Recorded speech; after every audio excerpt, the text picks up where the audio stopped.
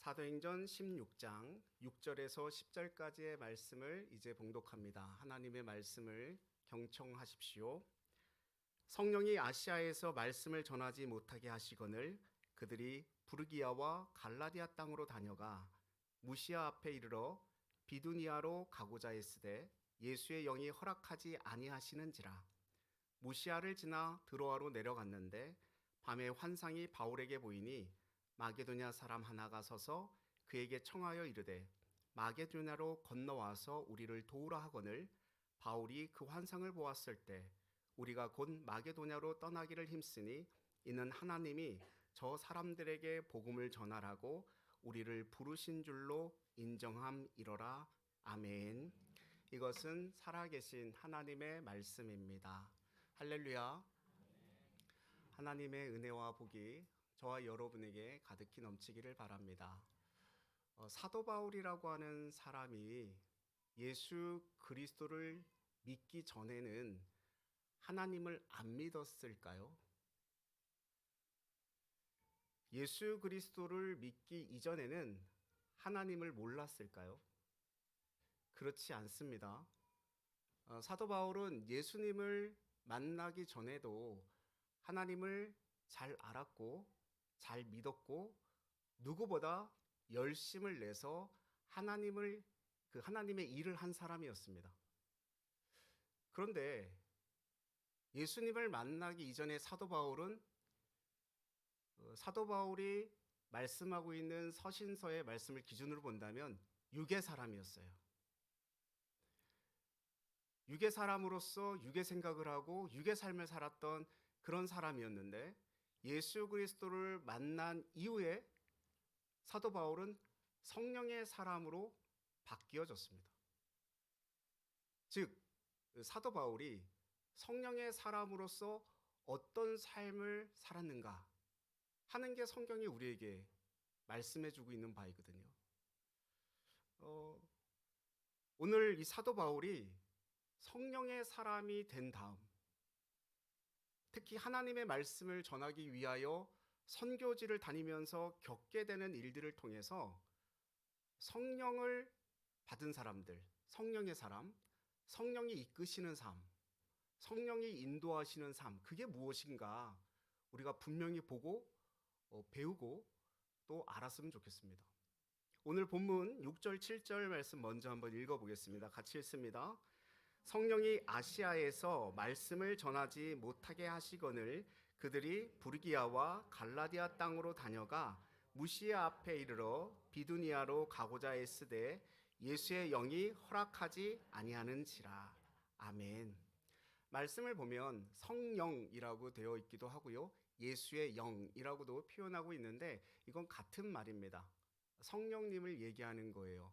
성경에서 하나님의 영, 예수님의 영, 말씀의 영, 다 성령을 이야기하고 있는 거거든요.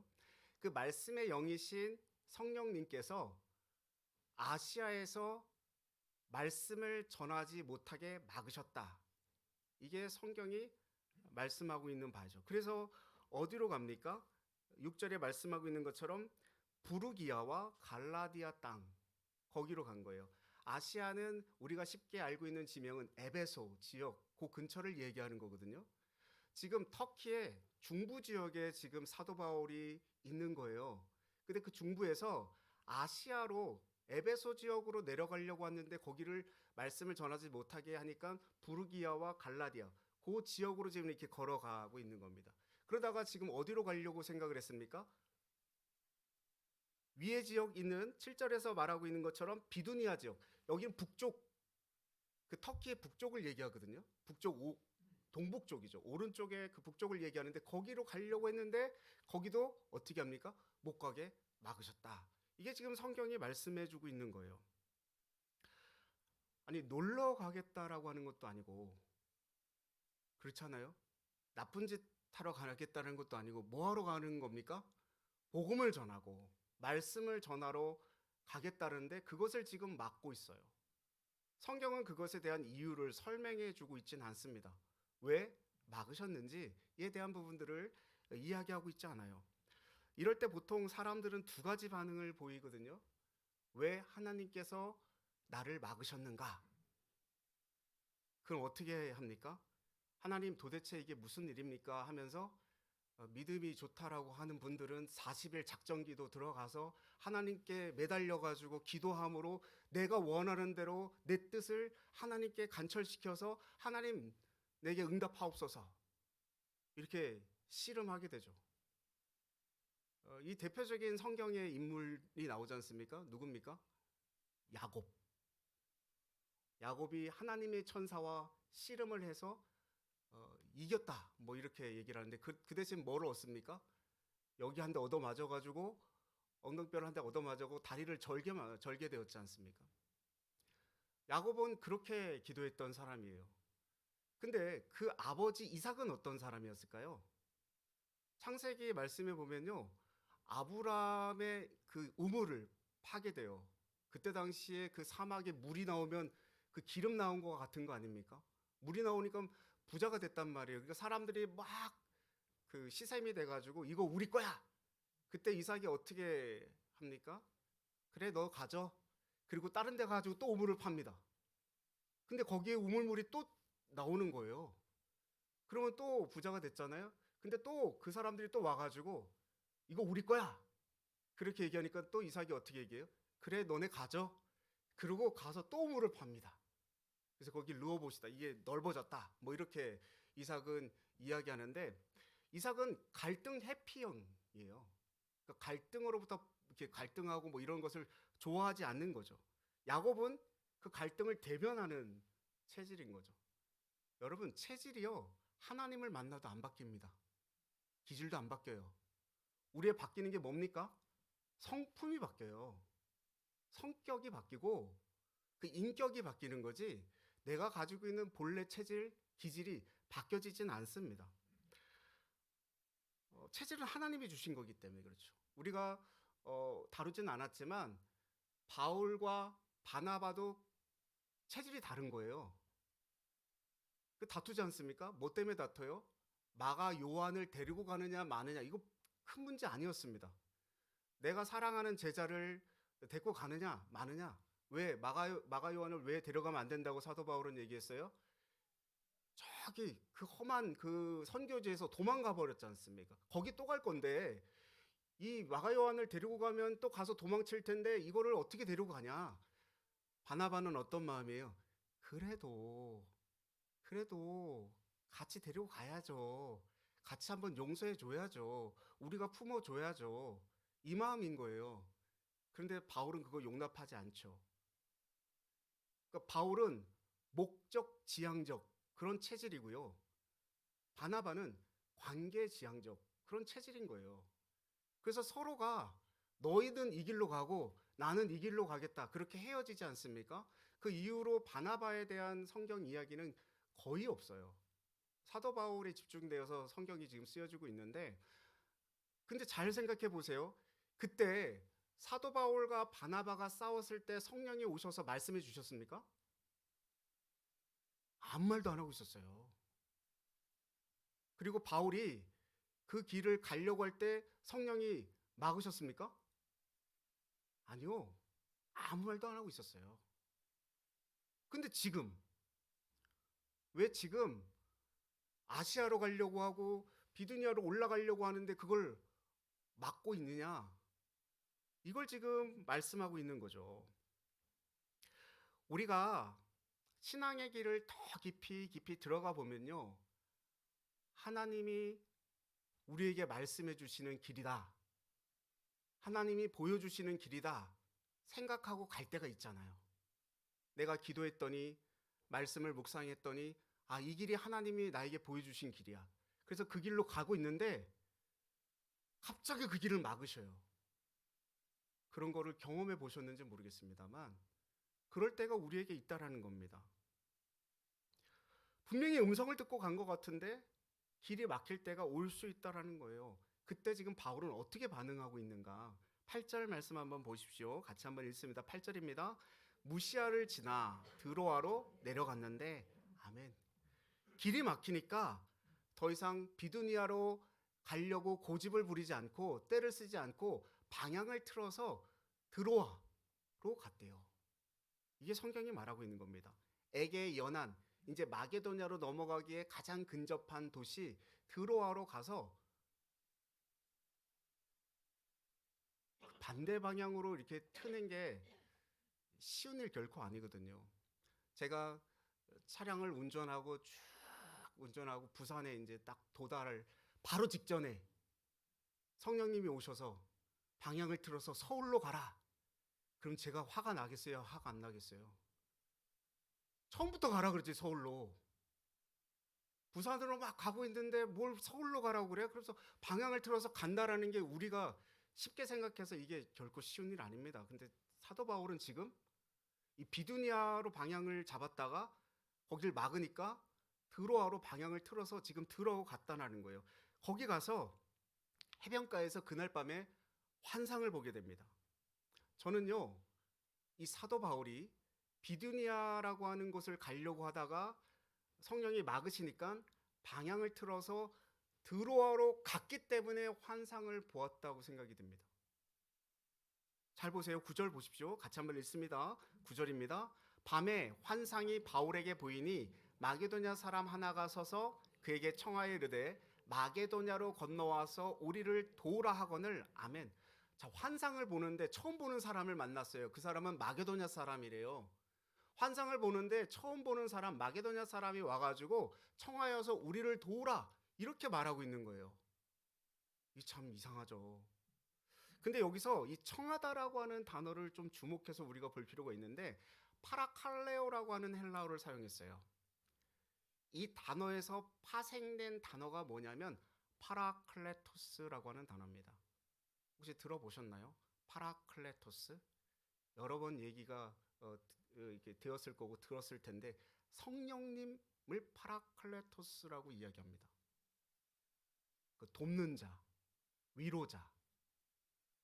그것을 파라클레토스라고 얘기하거든요. 즉 보혜사 성령, 곁에 와서 돕는 분이 있다라는 겁니다. 우리가 예수님의 이름으로 기도하면 누가 오시는 거예요? 성령님이 오셔서 우리 곁에 머무르시면서 우리를 도우시는 분, 그분이 성령님이시라는 거예요. 환상 중에 바울이 누군가의 곁으로 가서 돕는 그 사람, 파라클레토스와 같은 존재가 되어줄 것을 지금 요구받고 있는 게 이 환상이라는 얘기입니다. 성령의 사람이 되었다라고 하는 게 뭘까요? 과연 성령의 사람이 되었다라는 것은 첫 번째로 이런 거 아닙니까? 누군가가 내 곁에 와서 도와줄 수 있는 분이 계시다라는 거예요. 그분이 누구예요? 성령님이십니다. 성령님이 나를 돕고 계시다라는 거예요. 그럼 내 곁에 나를 도와주시는 분이 그 성령의 사람이 되어지면 나에게는 어떤 일이 일어나느냐?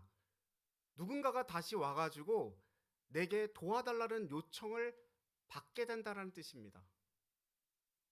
저와 여러분이 성령의 사람이 되었다, 크리스천이 되었다, 진정한 그리스도인이 되었다라고 하는 것은 무슨 뜻이냐면 누군가가 우리에게 와서 내 곁에 와서 도움을 좀 달라, 이런 음성을 들을 수 있는 사람이라는 얘기예요. 성령 충만하면 내가 계획한 것이 막 술술 잘 풀리고 내가 원하는 대로 뭔가 이루어지고 뭔가 성취되어서 내가 남들이 부러워할 만한 성공의 길을 걸어가는 그것을 말하는 게 아닙니다. 성령 충만한다, 이것은 무슨 말을 하는 거냐면 하나님이 계획하신 그 일을 따르게 되는 것을 이야기하는 것이고 하나님이 말씀하시는 그 음성 가운데 이루어지는 것을 보게 되는 것, 그것을 성령 충만함이라고 이야기하는 거예요. 그래서 하나님이 일하시는 방향을 따라서 가는 거죠. 하나님의 뜻이 이루어지는 것을 경험하는 사람이 성령 충만한 사람이라는 얘기입니다. 내가 하나님과 기도로 막 씨름하면서 내가 원하는 것 밀고 땡기게 하다가 땡겨져서 내가 원하는 걸 이루어주고 성취되어주고, 그걸 이야기하는 것이 결코 아니라는 얘기죠. 우리가 잘 알고 있는 것처럼 성령님은 인격적인 분이세요. 그분의 감정이 있고요, 그분의 인격이 있고요, 이성이 있고요, 결정이 있어요. 그래서 그분이 우리 곁에 와서 도울 때 그분의 이성과 그분의 감정과 그분의 결정, 그것을 존중하는 삶이 성령 충만한 삶이라는 거예요. 그럴 때 그분이 반대하고 그 길을 막더라도 우리는 그 길을 저항하지 않고 방향을 돌이키는, 그분께 순종하며 따르는 삶, 이게 성령 충만한 삶이라고 성경은 말씀하고 있습니다. 그러면 사도 바울이 원래 성령의 사람이었을까요? 아까 처음에 말씀드렸지만 아니요, 육의 사람이었습니다. 고집 엄청 셌어요. 여기 고집 센 분들 계시잖아요, 그죠? 저도 이렇게 늘 오해받습니다. 체가성을 가졌다고 해서 고집이 세죠? 이렇게 말씀하시는 분들이 참 많았어요. 거기다가 곱슬머리? 그러면 뭐 앉은 자리에 풀도 안 난다고 막 이야기하시고. 그래서 고집은 안 세거든요. 주님 만나고 나서. 사도 바울도 고집이 엄청 셌던 사람이에요. 불같은 성깔도 있고. 근데 그가 성령 충만한 사람이 되었을 때 비로소 자기의 고집을 주장하지 않고 자기가 세운 목표를 향해서 달려가지 않고 늦어질지는 몰라도 더디 갈지는 몰라도 이제 확실히 하나님이 원하시는 바를 따라가기 시작했다라는 겁니다. 이해가 되건 되지 않건, 내가 아는 사람이건 모르는 사람이건, 낯선 사람이 와가지고 도와달라고 하는 그 요청을 받는 사람으로 변해가는 것, 그게 성령의 인도하심이고 그게 성령 충만한 사람이고, 그리고 그 사람을 이끌어 가시는 하나님의 방법이시다 라고 하는 게 성경이 우리에게 말씀하고 있습니다. 내 계획만을 고집하면요, 그 음성이 들리지가 않아요. 내가 가고자 하는 비두니아 쪽으로 끝까지 가고자 했다면, 그가 드로아로 가지 않았더라면 그가 이 환상을 보지 못했을 거죠. 성령님이 언제 우리에게 말씀하십니까? 언제 우리에게 주님은 말씀하셔요? 우리가 고집을 꺾을 때 말씀하셔요. 언제 환상을 보게 되는 거예요? 내 계획과 목적을 내가 내려놓을 때 그 환상이 보이는 거예요.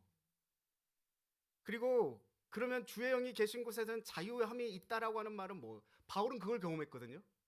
주의 성령이 계신 곳에 자유함이 있다. 어떤 자유를 말하는 겁니까? 내가 하고 싶은 대로 하는 것, 내가 계획 세워놓은 대로, 내가 세워놓은 계획을 마음대로 내 고집대로 이루어가는 것, 그걸 자유라고 말합니까? 아니요. 성경은 그걸 그렇게 말하지 않아요. 이 자유는 내가 계획했던, 내가 원했던 그것을 단념하고 포기할 수 있는 자유를 말하고 있는 겁니다. 여러분에도 그 자유가 있기를 바랍니다. 10절 말씀 보십시오. 같이 한번 읽습니다. 바울이 그 환상을 보았을 때 우리가 곧 마게도냐로 떠나기를 힘쓰니 이는 하나님이 저 사람들에게 복음을 전하라고 우리를 부르신 줄로 인정함이로라. 아멘. 사도 바울이요, 환상을 보고 나서 즉시 마게도냐로 떠나기를 힘쓰기 시작했다 말합니다.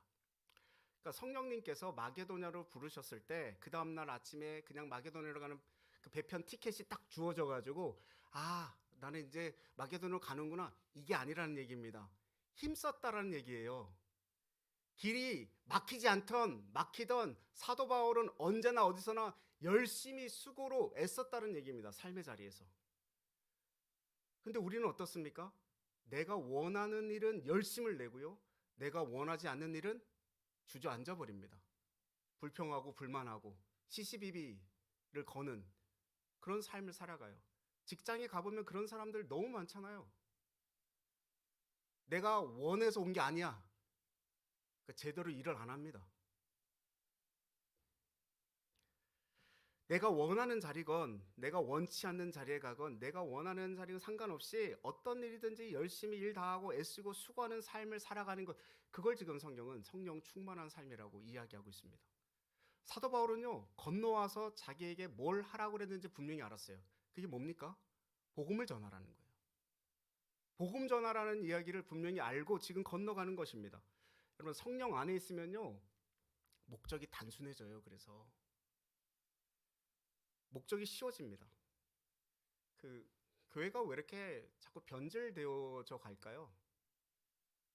이 세상이 계속 교회를 이렇게 비방하고 비난하는 이유가 무엇일까? 계속 변질되어져 가니까.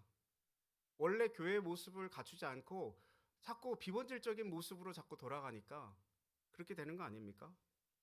그 말옮기기 게임 아시잖아요. 이렇게 쭉 사람들 서가지고 여기서 말 한마디 이렇게 던지면 이 사람이 전달하고 이 사람이 전달하고 이 사람이 전달하고 전달해서 끝에 처음 말한 사람의 답을 말하면 그게 정답이고, 이렇게 그런 게임이 있잖아요. 근데 대부분 어떻습니까? 처음 한 말과 끝에 말이 달라요. 저는 교회가 그와 똑같다고 생각이 됩니다. 예수 그리스도를 믿는 그리스도인들도 똑같다고 생각이 들어요. 저희는 예수 그리스도를 믿는 사람들이에요. 그럼 저희가 바라봐야 될 사람이 누굽니까? 예수 그리스도셔요. 근데 누구를 바라봅니까? 예수 그리스도를 전하는 사람들만 봅니다. 여러분, 저 보지 마십시오. 저 보지 마십시오. 저는 단지 말씀을 전하는 전달자예요. 이 말씀을 전하는 이 시간을 통해서 우리는 하나님을 바라봐야 하고 예수 그리스도를 만나야 됩니다. 소위 교회가요, 자꾸 성공한 목회자 찾아가서 그 성공한 목회에 대한 이야기를 자꾸 듣고 성공한 교회 가서 교회의 모습을 자꾸 보니까 그걸 왜 배워와요? 성경에 예수님께서 목회란 이런 것이다. 교회는 이런 것이다. 다 말씀해 주고 있는데 다 어디에 목적이 맞춰져 있습니까? 성장이라고 하는 것에 맞춰져 있으니까 무조건 교회가 크다고 교회가 잘한 겁니까?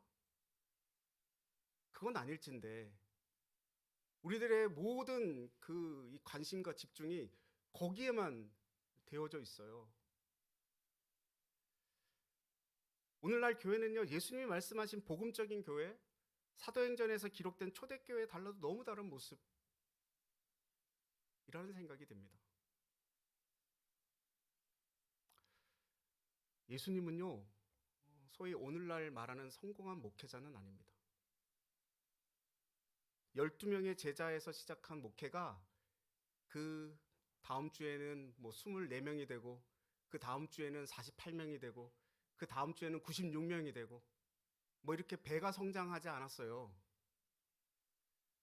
예수님은 찾아오는 무리를 불쌍히 여기시고 그들과 가까이 하셨지만 마지막 시간이 가까이 다가올수록 누구에게 집중하셨습니까?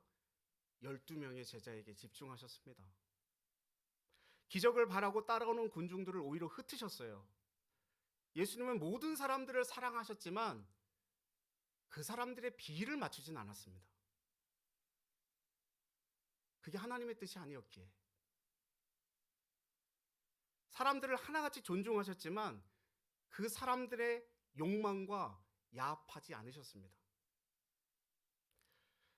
교회는 처음부터 끝까지 예수님의 증인이 되라고 부른 겁니다.